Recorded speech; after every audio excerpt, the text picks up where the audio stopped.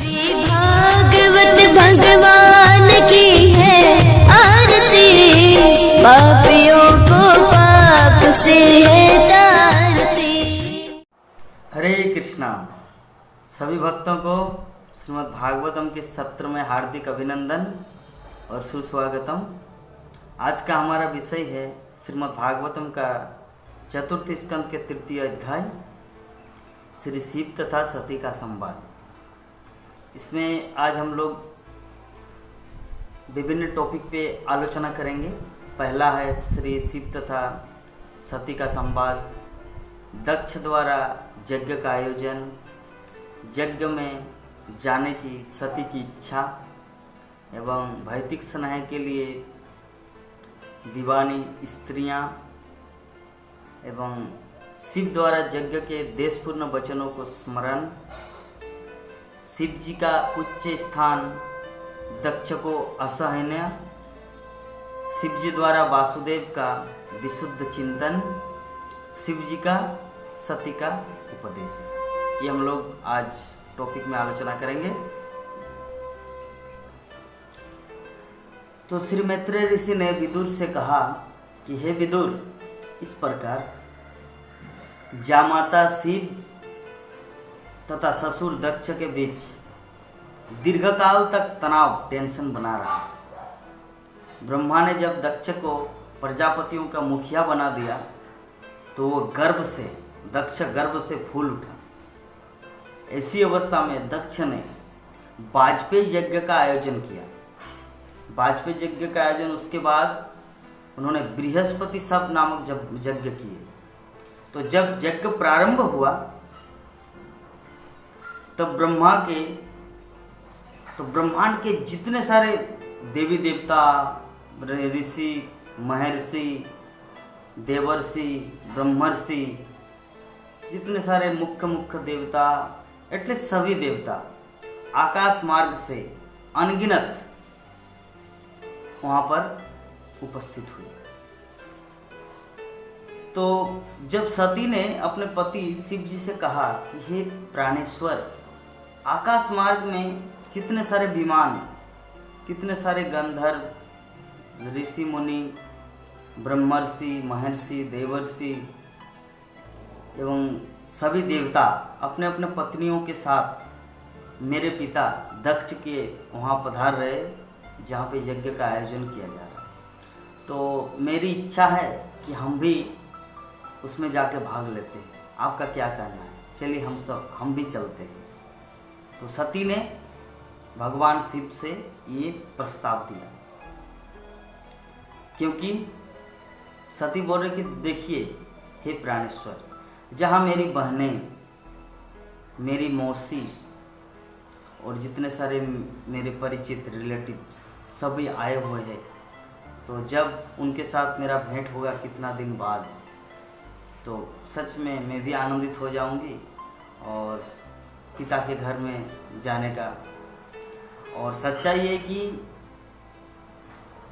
मैं अपनी जन्मभूमि को भी देखना चाहती हूँ, इसीलिए कृपा करके आप मेरा प्रस्ताव को स्वीकार कीजिए। यद्यपि मेरे पिता ने हमें निमंत्रण नहीं दी, फिर भी तो क्या, वो है तो मेरे पिता, और भला पिता के घर से निमंत्रण आए और न आए, पिता के घर में जाने से कौन ऐसी बड़ी बात है? वो तो कोई भी जा सकता, कभी भी जा सकते। पिता और पुत्री का वैसा कोई रिस्ट्रिक्शन नहीं है कि पिता अगर नहीं बुलाए दुर्गा पूजा में, काली पूजा में या किसी त्यौहार में, उत्सव में, तो बेटी को नहीं जाना चाहिए। ऐसा कुछ नहीं, पिता बुलाए व ना बुलाए, ये पुत्री का, बेटी का इच्छा है, उसका धर्म है, वो किसी भी समय अपने पिता के घर में जा सकते हैं। तो जब इतना सारा फिलोसॉफी शिव जी को सुनाए तो शिव जी उनके प्रति थोड़ा सा अप्रसन्न हुए और बोले कि हे देवी, शिव जी ने कहा हे प्रिय, कि तुमने कहा कि मित्र के घर बिना बुलाए जाया जा सकता है, ठीक है, परंतु यदि वो देहात्म बुद्ध और आवेग में आकर अतिथि का दोष न निकाले तो। कहने का अर्थ है एक्चुअली सती को ये सब इन्फॉर्मेशन पता नहीं था कि मेरे पति शिव जी को मेरे पिता दक्ष ने पहले अपमान किया है वाजपेयी यज्ञ में। उनको ये सब इन्फॉर्मेशन नहीं था। तो शिव जी भी अपनी पत्नी को ये वाला बात बताया नहीं, क्योंकि उसको बहुत व्यथा, बहुत दर्द हुआ था। आगे बोले, शिव जी ने सती को कहा कि यदि कोई शत्रु के बाणों से आहत हो तो उसे उतनी व्यथा नहीं होती जितनी कि सज्जनों के कटु वचन से होती है, क्योंकि यह पीड़ा रात दिन हृदय में चुभती रहती है। शिव जी उसको समझाए कि अगर कोई बाहर का व्यक्ति आपको बोल दे यार आपका कोई कैरेक्टर ही नहीं है, आपको चलना भी नहीं आता कि रास्ते में दाएं चले या बाएं चले, गाड़ी चलाना भी नहीं आता, अरे रोड में चलाते हो तो पहले ड्राइविंग लाइसेंस निकालो। अगर बाहर का कोई व्यक्ति बोले तो उसमें उतना दर्द नहीं होता, कुछ भी बोल सकता है। लेकिन अपने सजन, अपने रिलेटिव्स अगर किसी को कुछ बोल दे कि आपका कोई औकात ही नहीं है कि मेरे यहाँ पर जन्मदिन में आए तो 250 रुपये का साड़ी लेके आया, अरे 5000 रुपये का साड़ी लेके आना चाहिए मेरी पत्नी के लिए, या ऐसा ऐसा कुछ, तो उसमें जो बाण, उसमें जो दर्द जो चुभेगा, जो दर्द होगा वो बाहर के लोगों से नहीं। तो यही वाला बात शिव जी अपनी पत्नी सती को समझा रहे हैं कि देखिए, बोले कि हे प्रिय, यद्यपि तुम अपने पिता के सबसे प्यारी हो फिर भी तुम्हें वो सम्मान नहीं मिलेंगे, फिर भी तुम्हें वो सम्मान नहीं मिलेंगे। क्यों? क्योंकि तुम मुझसे संबंधित हो। यद्यपि दक्ष महाराज की अनेकों पुत्री हैं और उनमें से ज़्यादा सती को वो स्नेह, ममता, उनकी माता पिता दक्ष और उनकी पत्नी बहुत ही प्रेम करते थे अपनी छोटी लड़की सती को। लेकिन जबकि सती शिव जी से विवाह किए हैं और शिव जी उनका दुश्मन है दक्ष का, जिसके कारण सती को सम्मान नहीं मिलेंगे। तो यही वाला बात बारंबार सब तरह से उनको समझाए, सती को समझाए शिव जी कि तो तुम्हें अपने पिता को, यद्यपि तुम्हारे शरीर का दाता है, मिलने नहीं जाना चाहिए। हे परम पूज्या, इसी ईर्षा के कारण मेरे निर्दोष होते हुए भी उसने अत्यंत कटु शब्दों में मेरा अपमान किए। मतलब अभी शिव जी थोड़ा डिस्क्लोज कर रहे हैं कि कटु शब्दों से मेरा अपमान किए। क्या अपमान? वो जो बोले थे ना पहले दिन में कि आपका कोई कैरेक्टर नहीं है। शिव जी को बोले कि तुम मेरे जामाता हो, तुम मेरे दामाद हो, तो ससुर जी को पिता समान सम्मान करना चाहिए। कहाँ पर शमशान घाट में रहते हो, कोई कैरेक्टर नहीं है, ना घर का ठिकाना, न खाने का ठिकाना, भूत प्रेतों के साथ रहते हैं। मैंने तो अपने जीवन में सबसे बड़ा भूल किया कि मैं अपनी पुत्री का विवाह आपके साथ करवा दिया। तो इस प्रकार जो बहुत कटु वचन बोले थे शिव जी को, तो उन्होंने भगवान शिव सती को समझा कि मेरे निर्दोष होते हुए भी उन्होंने कटु शब्दों से मेरा अपमान किया। तो निर्दोष होते हुए मतलब क्या? भगवान शिव और जो सभा में सभी बैठे हुए, तो भगवान शिव भगवान का चिंतन कर रहे, भगवान विष्णु का ध्यान कर रहे थे, और ऐसी अवस्था में वो आए। कौन? दक्ष। तो दक्ष जब आए अंदर तो सभी उठ खड़े हुए, लेकिन शिव जी खड़ा नहीं हुआ। क्यों? क्योंकि भगवान के चिंतन में उनका मन लगा हुआ था। कौन आए कौन गए उसका कोई ध्यान नहीं था। तो ऐसी अवस्था में चांस सुअवसर पाकर उन्होंने उसको डांटना शुरू किया कि तुम शमशान में रहते हो, भूतों के साथ रहते हो, आपका कोई कैरेक्टर नहीं। तो इस प्रकार, और आगे समझा रहे कि देखिए, स्त्री के लिए पति तथा पति दोनों ही समान रूप से पूज्य है।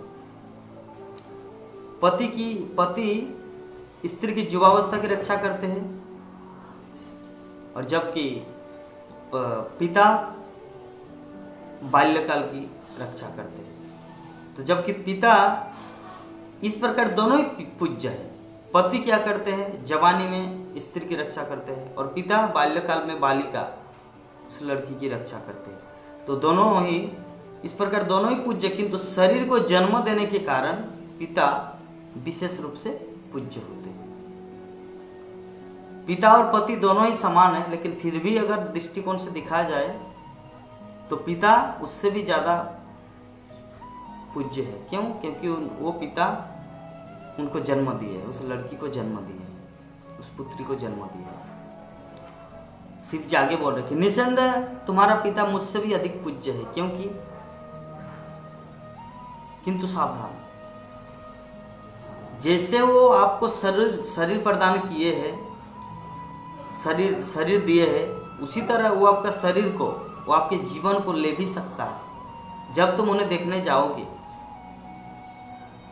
और तुम मुझसे संबंधित हो, जब तुम उन्हें देखने जाओगे और तुम मुझसे संबंधित हो, वो मुझे अपमान करेंगे। वो ऑलरेडी मुझे अपमान कर चुके हैं, जो तुम्हारे लिए असहनीय होंगे, जो तुम्हारे मृत्यु का भी कारण हो सकते हैं।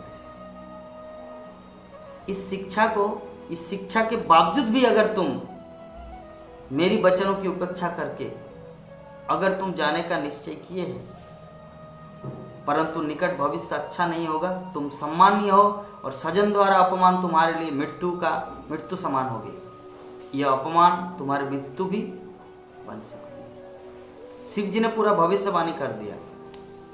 वो अल्टीमेटली समझाया देवी को, सती को, देखिए यद्यपि तुम अपने पिता की बहुत ही लाडली प्यारी बेटी हो, लेकिन जबकि तुम मुझसे संबंधित हो और मुझसे ईर्षा करते आपका पिता दक्ष, तो जब सभा में मेरा अपमान करेंगे, मेरे बारे में बहुत कुछ उल्टा सीधा बोलेंगे और आप वहाँ पे कान से श्रवण नहीं कर पाएंगे, सुन नहीं पाएंगे, तो आप बहुत असहनीय होंगे। तो वही उनकी वाणी, वही अपमान आपका जीवन भी ले सकता, आपका जान ले सकते हैं। इसलिए बेहतर है कि मेरी इच्छा है आप वहाँ पर मत जाओ। और इस शिक्षा के बावजूद भी, इतना कुछ जानने के बावजूद भी, अगर आप मेरी वचनों की उपेक्षा करके अगर तुम जाने का निश्चय किए हो, जा सकते हो। लेकिन मैं बोल रहा हूँ आपको, निकट भविष्य अच्छा नहीं होगा। तुम सम्मानीय हो और सम्मानीय व्यक्ति के लिए सजन का अपमान तुम्हारे लिए मृत्यु का कारण बनेंगे। यही अपमान तुम्हारी मृत्यु भी बन सकती है। इस प्रकार शिव जी विभिन्न प्रकार से सती को समझाए। तो सती आगे क्या करेगी, अपने पति की बात को मानेगी या नहीं, और वो दक्ष द्वारा किस तरह प्रताड़ित होंगे और किस तरह अपना क्या क्या करेंगे, वो हम लोग नेक्स्ट चैप्टर में, दूसरे अध्याय में वर्णन करेंगे। तब तक के लिए हम आप सबसे विदा चाहते हैं। हरे कृष्ण। इस वीडियो को लाइक करें, हमारे चैनल को सब्सक्राइब कर बेल आइकन जरूर प्रेस करें हमारी न्यू वीडियो सबसे पहले